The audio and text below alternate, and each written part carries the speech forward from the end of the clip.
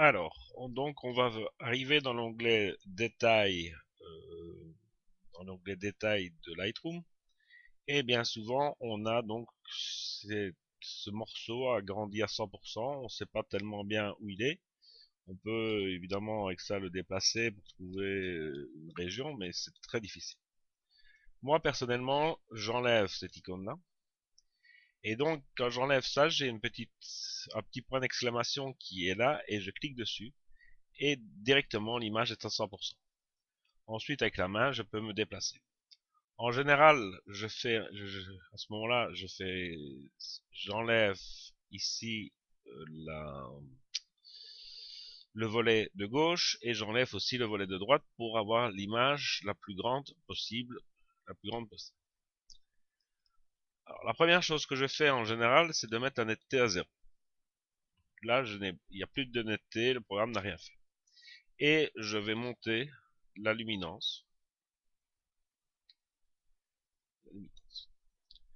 En général, comme on est ici dans un portrait, dans un portrait, les détails, je les diminue très fort, entre 0 et 10. Alors, pourquoi je fais ça? C'est qu'en général, dans le portrait, si on veut être optimum, ben ensuite on va enlever les défauts de la peau. Donc c'est absolument inutile d'essayer d'aller remettre plein de détails sur l'ensemble d'un portrait pour ensuite passer une demi-heure ou voire une heure à enlever tous les petits défauts de la peau.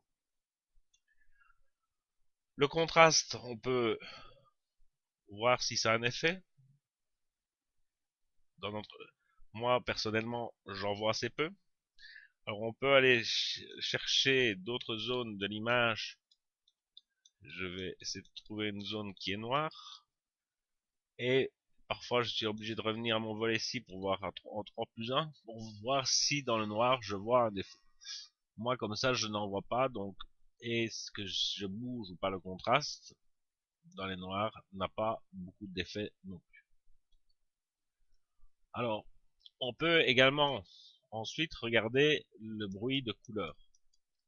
Un bruit de couleur, si je le monte ou le descends, on va voir si je le mets à 0, on voit ici du bruit de couleur qui apparaît.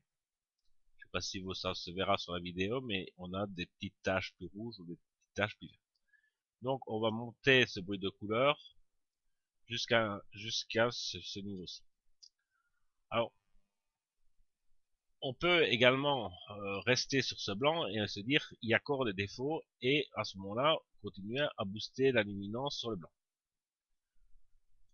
C'est un choix, je vais dire, très personnel parce que ça veut dire aussi, donc je reviens en 1.1, ça veut dire aussi que si je booste trop la luminance, je vais dire je la booste à 100%, vous voyez qu'on a une fameuse perte quand même de détail. Donc il faut trouver un compromis entre le bruit et la perte de détail. La deuxième icône qui va avec, c'est la netteté. Alors, la netteté, il faut bien se comprendre que ce n'est pas une netteté finale pour votre image. En fait, ici dans Lightroom, normalement, la netteté, c'est je vais dire, une pré-netteté. Donc, à cause du capteur et des filtres qui sont dessus et de la manière qu'on enregistre une image, on a une perte de netteté. Et dans le traitement d'un fichier RAW, on va remettre une netteté pour compenser cette perte dans le RAW, mais en aucun cas c'est une netteté finale. La netteté finale, elle se mettra bien après. Et donc ici, en général, comment est-ce qu'on règle la valeur, parce qu'on peut aller de 100 à 150. Je dirais qu'on prend à peu près 100 moins la valeur de luminance. Donc ici, à peu près 50.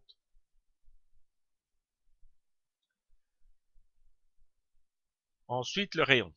Le rayon dépend de la taille de l'image, mais comme on est dans une pré-netteté, on n'accentue pas de trop cette netteté. Bien qu'ici, moi, je suis sur un fichier de 36 millions de pixels, je pourrais l'augmenter, mais en général, je me contente de valeurs entre 1 et 1,3, voire 1,6 sur certaines images. Les détails de la netteté, je la diminue. Donc, je ne mets pas trop de détails. Si je commence à monter le détail, je vois que j'ai du bruit qui réapparaît. Donc, on ne remet pas trop de détails. Je reste aussi sur un portrait dans mes valeurs entre, je vais dire, 0 et 20. Ensuite, j'utilise une touche qui s'appelle masquage.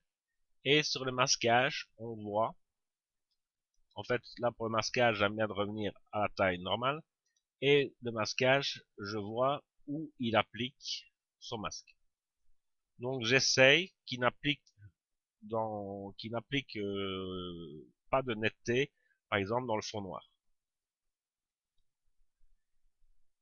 Voilà. Donc voilà comment on traite une image. On a donc une image ici qui sur laquelle on ne voit plus de bruit. L'image avait été prise à 3600 ISO dans des conditions pas tellement faciles à l'intérieur d'une foule, etc. Et donc on obtient une image qui est pratiquement sans bruit et à partir de laquelle on peut travailler. Alors, je vais vous montrer une image qui est juste celle-ci. Alors ça, c'est le JPEG direct de l'appareil. Alors, le JPEG de l'appareil, vous me direz, il n'a pas fait trop mal. Voilà à 100% un JPEG direct de l'appareil. Et voici ce qu'on peut faire à partir du RAW. Je vous laisse, je vous laisse choisir qu'est-ce que vous préférez comme image.